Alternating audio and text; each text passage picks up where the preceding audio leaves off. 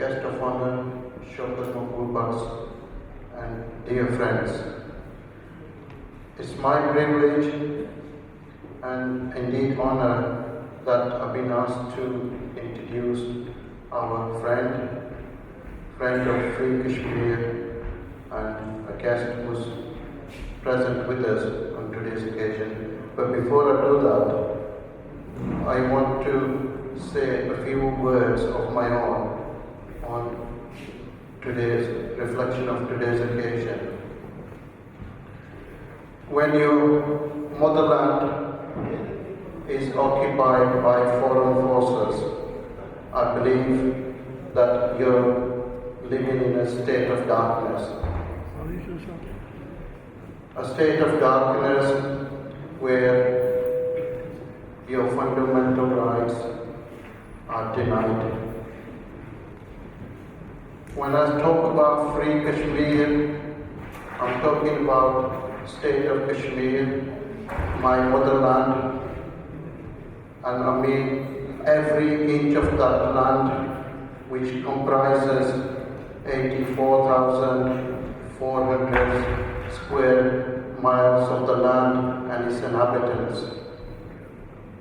Shahid Kashmir, in period of darkness, lit the torch of freedom.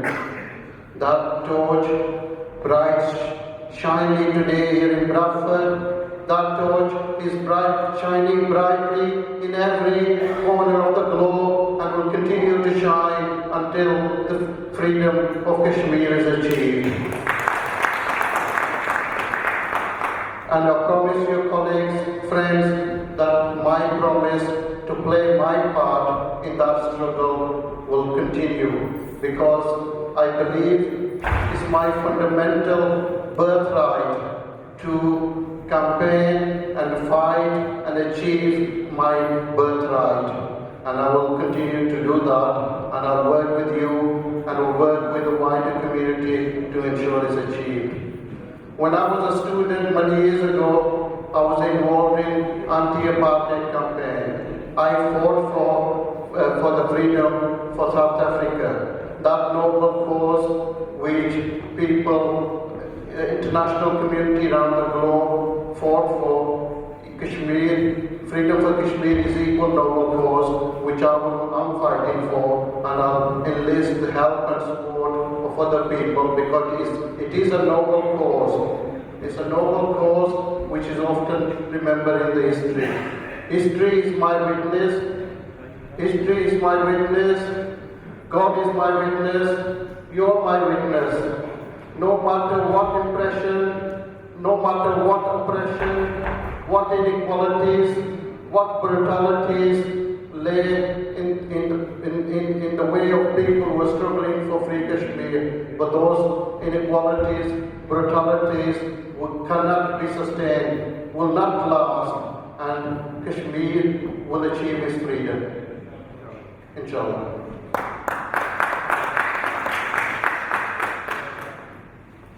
In the words of Shahid Kashmir, Muhammad Maqbool Bhatt, in the days of darkness, his own words, which I like to quote you.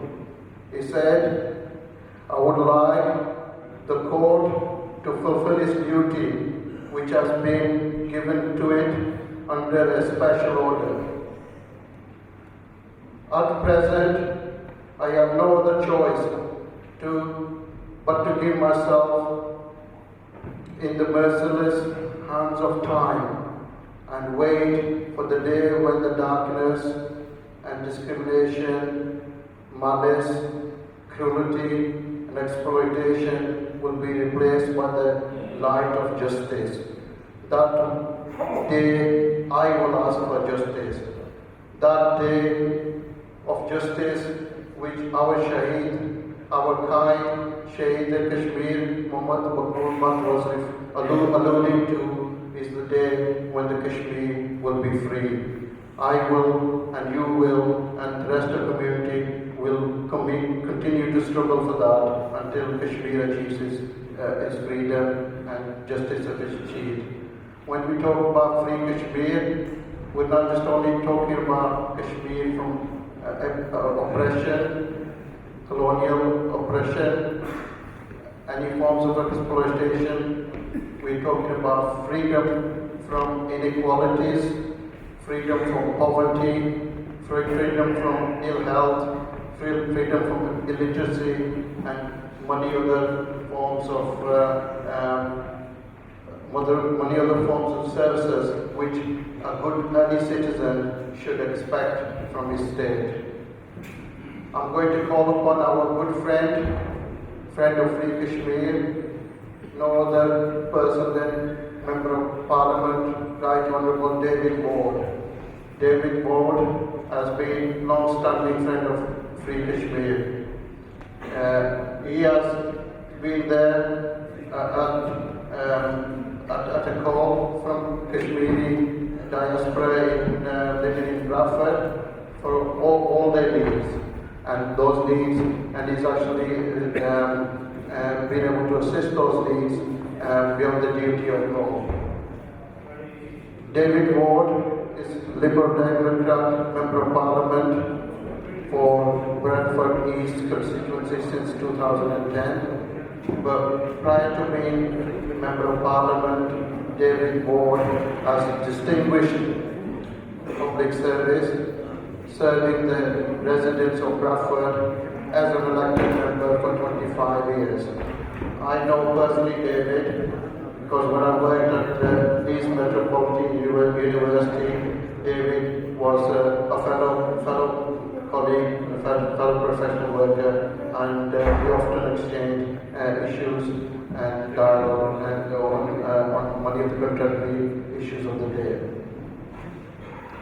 David Ward has set up a charity that focuses on the work of anti-racist and organisation that's committed towards community cohesion. David Ward has been the voice for downtrodden people here and internationally, and has raised the voice for oppressed communities, be those in Kashmir or in Palestine. David, we welcome you to today's gathering and would like to ask you to come to the stage and say a few words. David Ward, please give him a warm welcome. Thank you.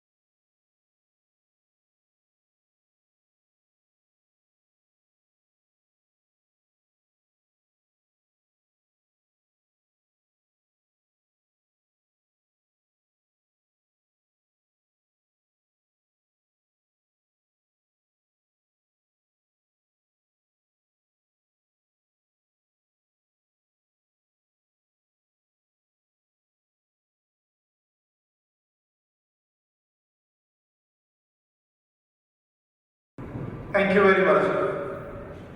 It is indeed an honor and privilege to be here with all of you, as well as the son of the great Shahid Shokal Bhatt.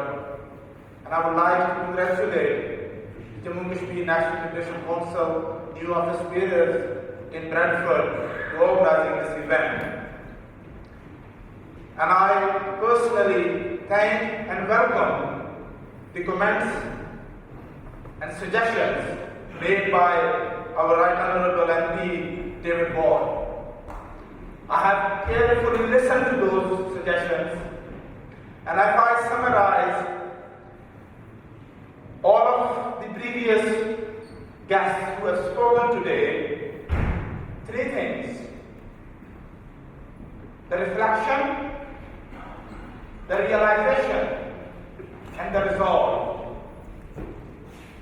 When we do the reflection, we must reflect on where we have started our journey, where are we today, and where are we going for tomorrow and the days come.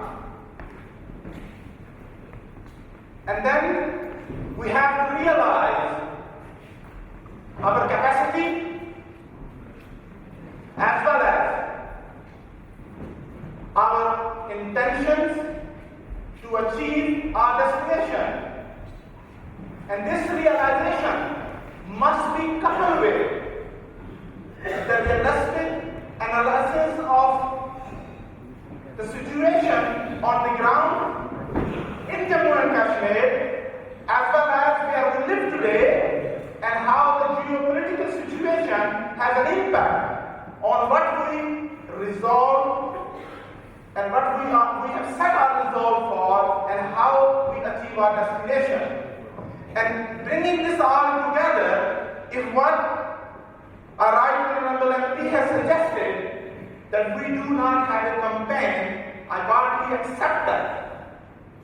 As a coordinator of the campaign, Justice for the Arif Shahid campaign, which was established after the assassination of Arif Shahid on 13th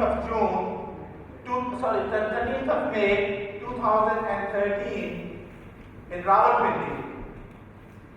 We have gathered together, we have learned from our previous such campaigns and initiatives, and we have formulated a campaign with clear objectives and action plan.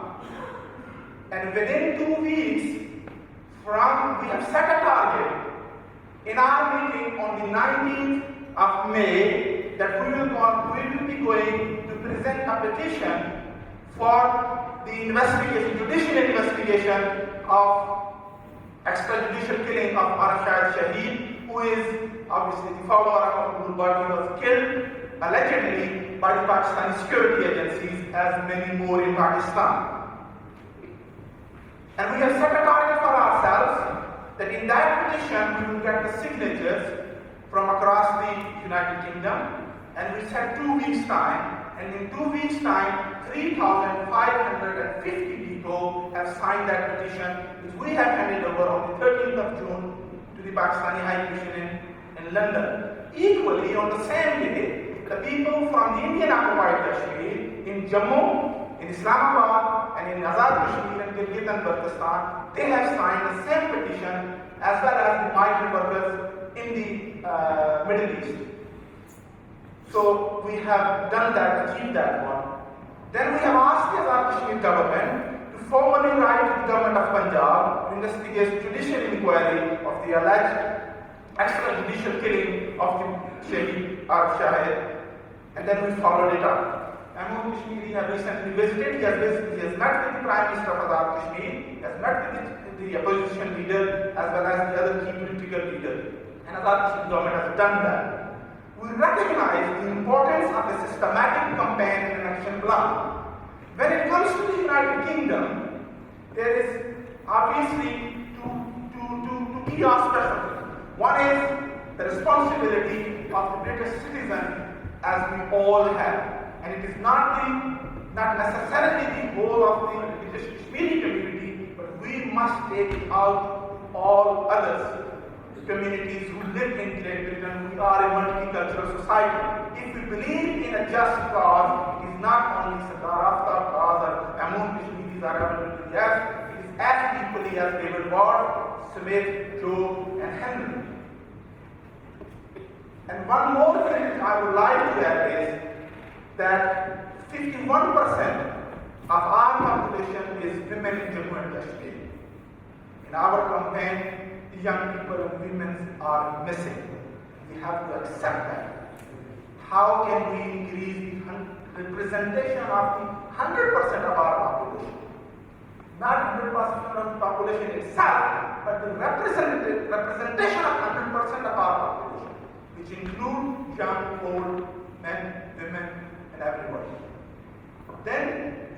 to the United Kingdom within the system, what we can do, and I would like, and we have this one going as part of our discussion within the Jammu and Kashmir National Independence Alliance, as well as other parties which we are currently at movement working on those similar lines, is that how can we effectively establish a campaign to take it forward? But obviously, we need some professional help and guidance as well. And I would say that when we talk about raising this issue within the parliament, there is another issue to hold to the account the current government. I do accept, as David Bond has rightly said, that every government will have a box standard answer to when we talk about Kashmir. But there is a Foreign Affairs Select Committee. And Foreign Affairs Select Committee is the right place to hold the British government to account, no matter which government it is. And we haven't asked that committee to hold a proper answering from the British Foreign Office. Because United Kingdom is the permanent member of the Security Council. The maintenance of international security and peace is one of the responsibilities of the 5 members. And the Foreign Office and the Secretary of Foreign Affairs has a clear stated policy and objectives on its website on which we can hold it to the account through Foreign Affairs Select Committee. So what I would suggest and I would request to David Ward as well as all other MPs that if you kindly hold the British government through Foreign Affairs Select Committee to the account and give me that assurance on that, I'll give you the assurance from here that we will achieve 100,000 signatures in the next 4 months. But this must be concurrently worked out because we do not want to go on an exercise which does not end at the 3rd committee room within the House of Parliament.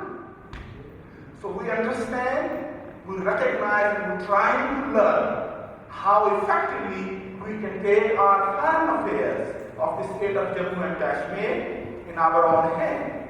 We no more wish and we no more want to be dependent upon for our foreign affairs of the state of Jammu and Kashmir on India and Pakistan. We have the confidence, we have the capacity, and we have the capability to represent the foreign affairs and foreign interests of our state of Jammu and Kashmir.